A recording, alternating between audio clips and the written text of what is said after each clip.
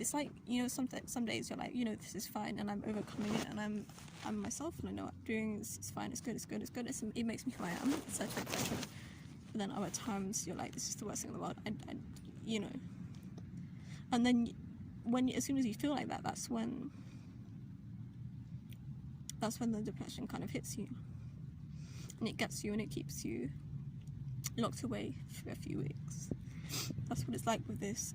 The times when I'm like, you know, this isn't real and I'm making everything up, and I'm actually making up my entire childhood as well. Like all of the memories that I do have, which I don't have a lot of, it's like, because there are so many gaps, this means that none of it was real and I just imagined it and it was all just one long dream, and nothing bad ever happened and nothing bad is happening and it's all fine.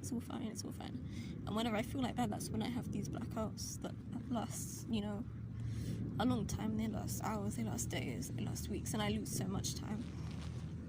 And I don't know what's going on and I don't know how to explain it, and it's really scary. It's really scary losing control and losing your memory and losing your time. I most likely have dissociative identity disorder, or one of the disorders adjacent to that, which means that what I went through made my, you know, the part of my sort of identity, personality, development sort of not work, and I ended up with multiple states of self that could and can function on their own, that can that hold their own memories and versions of events and feelings and reactions and ways of holding the body, using the voice, interacting with other people, with the world, different styles of handwriting, different likes and dislikes, different gender identities, different orientations, stuff like that.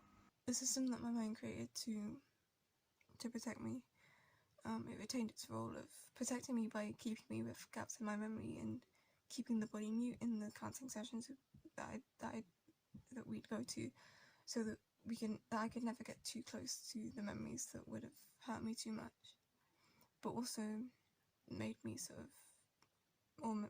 made me appear to give enough of a response that we could keep our counsellor thinking she was helping and doing a good job. I think there were a couple times where orders came out in those sessions, but you know, nothing happened, because many of us learned how to be quiet and how not to speak, and how to be sort of unresponsive, or how to be responsive in a way that was evasive, I suppose. And I've been in like mental health services since I was like 14, 15ish, and in all that time I've never been able to speak about this thing that got me living with this.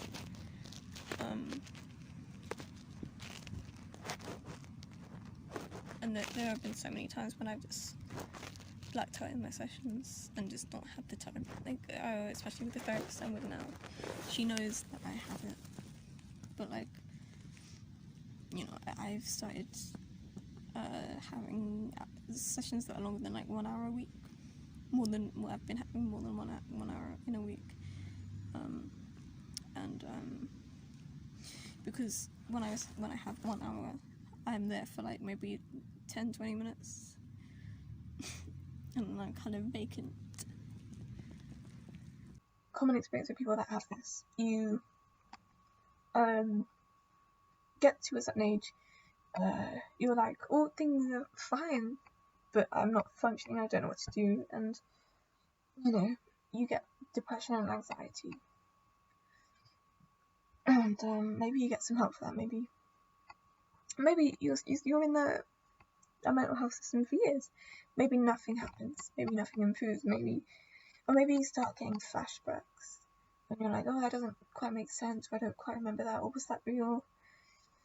And you're like, oh, well, maybe there's, you know, some trauma, and maybe I just have depression and anxiety because of this trauma. And you're like, oh, I'll just, you know, deal with it and then it will get better. And then maybe it doesn't. Maybe there's more to it. than you even want to imagine. You know, there are more things that have happened to you that you ever want to know. We were all there, and we all experienced it, and we all developed in different ways because of that experience. And it's okay. It was a lot. It was a lot for me. I don't remember what was a lot really, but it was. I was there, and it was a lot for a child. I'm really scared my brother's gonna watch this. I don't have to upload it, do I? I don't have to upload it. I can put it on private and put it on listed, can I? And there's nothing to survive anymore. Well, I mean, there is, but it's not. There's stuff to deal with, but there's not stuff to survive. My life's not in danger. My life wasn't really in danger then. But I don't know, everything feels like you're dying when you're young. When you're just a kid, everything feels like you're gonna die. Anything that goes wrong, it feels like you're gonna die. When certain things were happening at a certain time in my life, it was what saved me. You know, it was what saved my life. It got me through it. It allowed me to keep a lot of people happy. You know, because these different eras, you know, parts of, you know, what is technically me could take care of different things and different people and different holds different memories and keep those memories from the other parts and etc. Well, that's the thing about these personalities, is they're not just personalities, they hold things. They hold reactions and emotions and traits and symptoms and stuff like that. And memories that if you're gonna communicate with them, if you're gonna know them, if you're gonna try and integrate, it means the integration of those memories too, and those parts of yourself that maybe your brain unconsciously categorized as unacceptable.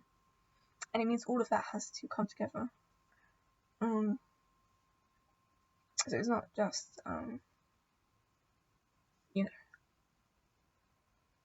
it's not just personalities. They all have a role, and yeah, all of their roles really are protection, if you could say. It's like, you know, when you become safe, you're left with it because your brain didn't make a plan for when things were okay. You know, it changed your you know, your psychology, anticipating that this would be a never-ending situation, that this was your reality, and that's what you had to adapt to. In this year, though, I've been with a therapist who knows something about it and has worked with someone like me before. Something like me. I've also been around people through other support staff I'm a part of who deal with the same or similar symptoms. I feel for the first time like I'm actually doing work with my therapist, and I'm not just getting whatever comfort I can from the mere schedule of having regular sessions like I used to, and that's how it always was. It was just, you know, I was trying to feel comforted by it being a regular thing, by it being a bit of a routine's the word. And it sucks that I'm only now getting the kind of help I need because I'm seeing a private therapist, which costs money. I can never heal in a way that lets me function and connect with people if I keep this to myself, only to have regular panics every time someone notices a contradiction or an inconsistency. You know, having that when you're trying to be an adult is very difficult because you get to a certain age and you're supposed to know who you are. You're supposed to know what you like. You're supposed to be a bit more settled. You know, you're supposed to know what you like, who you are, what name you have and want to use. You're supposed to be somewhat consistent, you know, because your personality is supposed to, you know, it's supposed to be, you know, a thing, and that hasn't been able to happen for me. And yeah, It's something that feels very difficult for me because, especially becoming a performer, it's only one sort of personality or state of self that is a performer, the one that I have to have as my public self, person on my social media has to be Kevin, because that's who people know, that's who people want to see. And I have to call my, one of the difficulties is that, obviously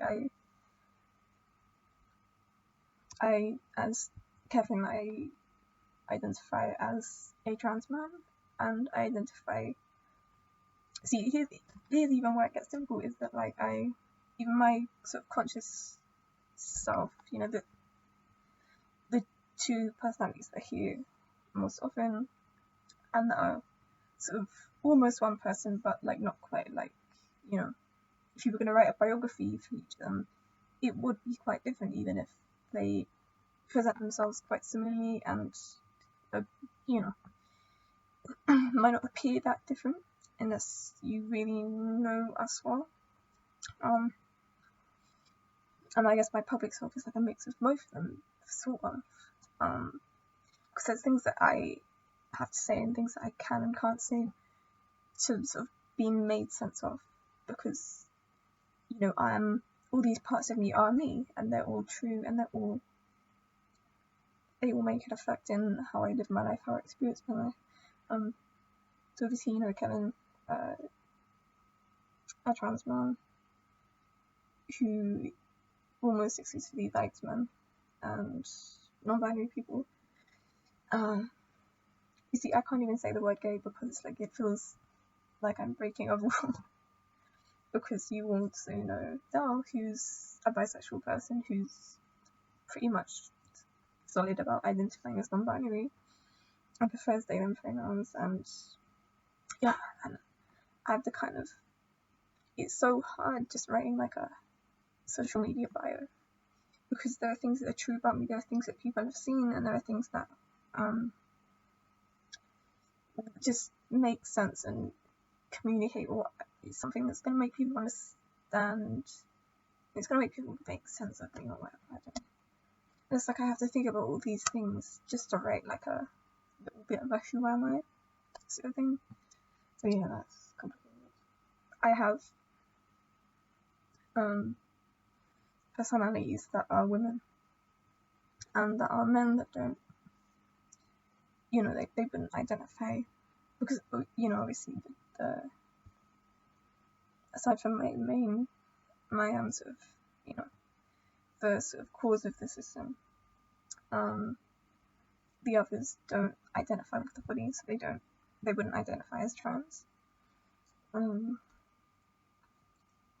of them identify as non-binary, but that's its own thing, Gender's not real.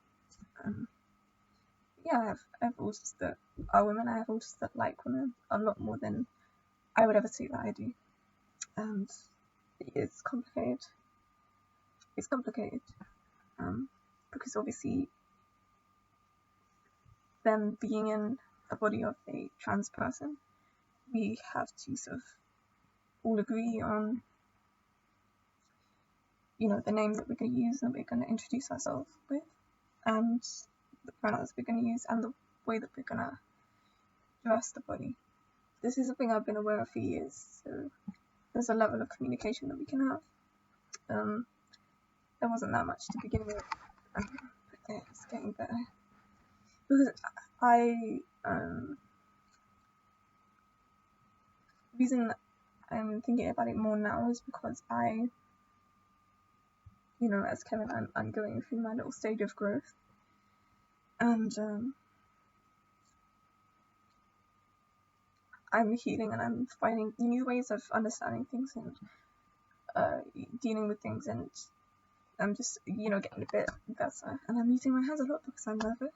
It would be nice to join that pity and compartmentalized section of YouTube.